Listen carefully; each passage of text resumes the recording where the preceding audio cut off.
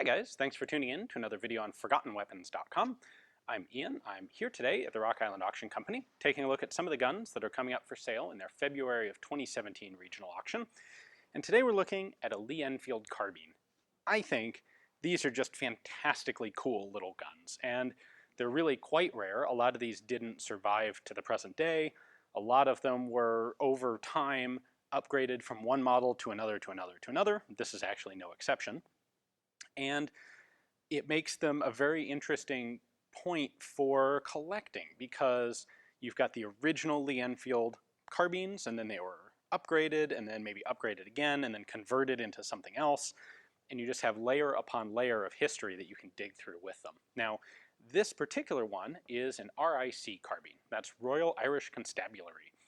I don't want to get too much into English-Irish politics here because, boy, that's a huge rabbit hole to get into. But in short, the Royal Irish Constabulary was the quasi-military police force in Ireland. It was established in 1822, and it existed until it was disbanded in 1922, so 100-year history.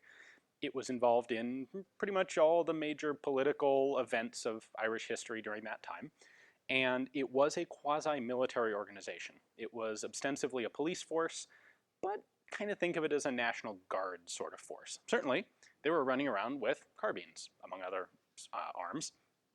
Now, in 1903, the RIC wanted some carbines. They wanted some nice bolt-action repeating carbines, and these guns had been declared just recently obsolete by the British military. So, in the aftermath of the Boer War, the British had, like many countries, almost all countries would around this time period, they had gone from this idea of having a long rifle for the infantry and a short carbine for the cavalry to having a mid-length, what they called a short rifle, for everybody. So when that happened, the full-length rifles became obsolete, the carbines became obsolete, don't need them, and they're not really necessarily convertible into the new SMLE, the short magazine Lee Enfield rifle.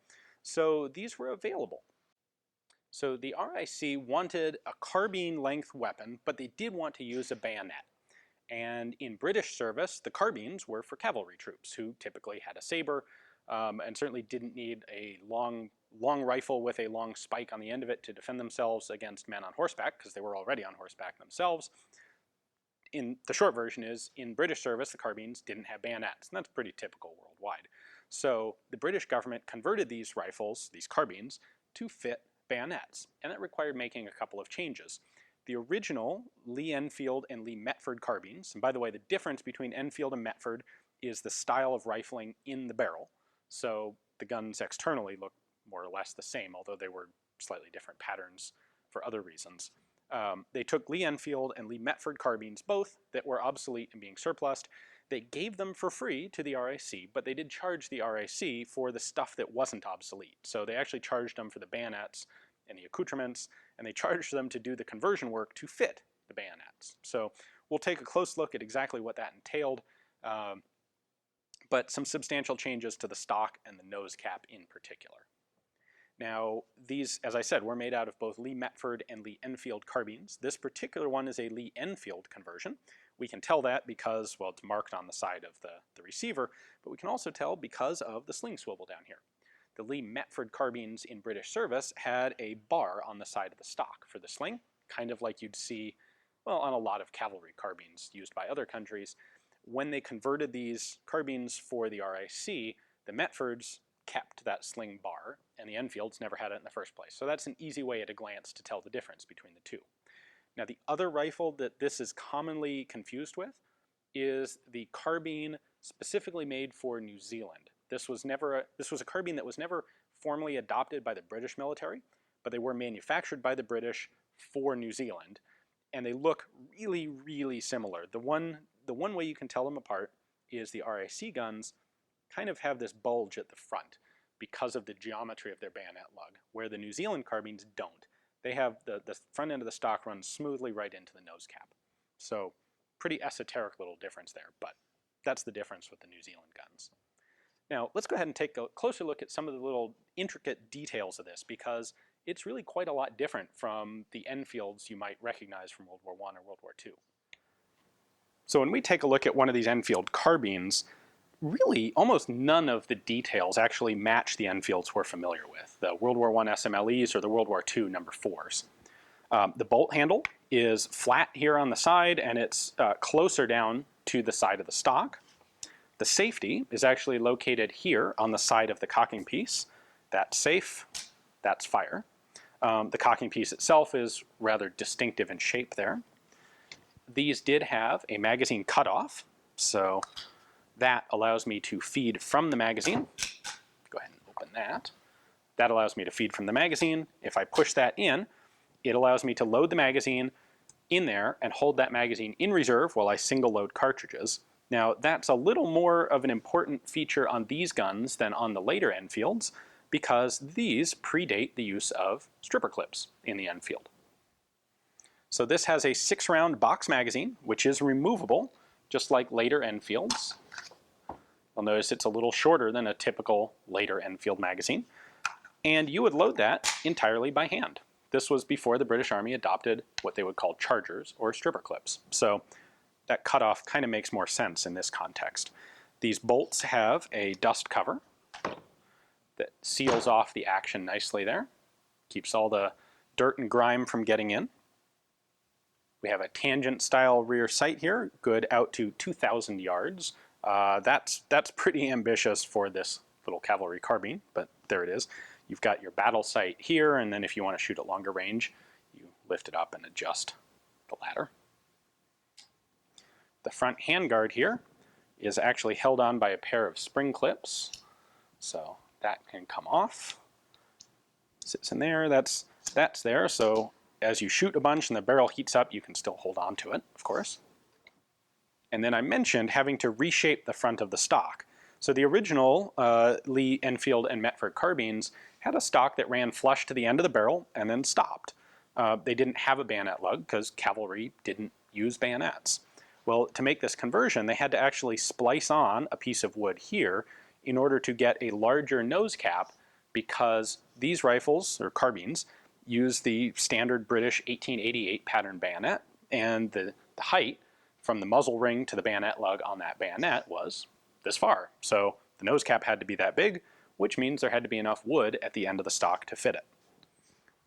Looking closely here, you can see that line where they've cut off the end of the original stock and spliced on a new piece of wood to fit. This silver band is similar. That has been added to increase the muzzle diameter to the correct diameter to fit the muzzle ring of that 1888 bayonet. So a couple alterations there just to fit the spiky. So let's take a look at some of the markings now. We have a unit disc on the back, and I believe that is the acceptance date, which would be June of 1904, RIC, and a serial number. And then if we look really close, there's a cartouche stamped in the wood there. I don't know if you can see it. It's really faint right here. We have a broad arrow in the middle, and it actually says Birmingham around the top and 1903 at the bottom. And that's going to be a stamp from when the guns were actually converted from military carbine patterns to this RIC carbine. Now, the typical place we're going to look for markings on an Enfield pattern rifle, and that applies to these early ones as well as all the later ones, is here on the receiver socket. So England is going to be an export mark that was added. What we have here is a crown. VR is for Queen Victoria. It is made in Enfield in 1900, and this is an LEC, a Lee Enfield carbine, Mark I star. Then up on the barrel, we have just this huge plethora of markings. The most visible ones there on the top are that BNP 303, 2.22, etc., etc. That is actually a nitro proof mark that would have been put on there when this rifle entered the civilian market. These pairs of broad arrows point to point indicate that the rifle was released for civilian sale. Down here, a little bit lower, right along the wood line, we have some of the original military proofs and acceptance marks. And interestingly, the rear sight there looks an awful lot like the side of the British Martini-Henry sights. There's a definite trend and pattern and evolution, a family history here that you can watch as you see these rifles go from old to new. So in total, in 1903, 10,000 of these converted carbines were ordered or requested by the RIC. Those were delivered by 1904. Didn't take that long to do the work. They cranked them out pretty quickly. In 1905, 1907, and 1913/1914, there were 3 more orders of these placed for 500, 450, and 250 more of them. So another 1,200 guns in total, for a grand total of 11,200 of them converted. They are, as I said, pretty darn hard to find. They're pretty rare here in the United States, and a lot of them have led hard lives like this one. This unfortunately has a bunch of pitting and corrosion underneath the handguard, which is a shame. The bore itself is in remarkably good shape. At any rate, as I said, I think these are just fantastically cute, handy, and historically interesting carbines. So if you'd like to have this one yourself, add it to your collection and show it off to all your friends, take a look at the description text below. You'll find a link there to Rock Island's catalog page on it. This rifle is one in a batch of several, so they're all being sold together as a lot. You can take a look at Rock Island's pictures and description for all of them, and their price estimates as well at that link. And if you decide that you really want to have this yourself, you can place a bid right on their website. Thanks for watching.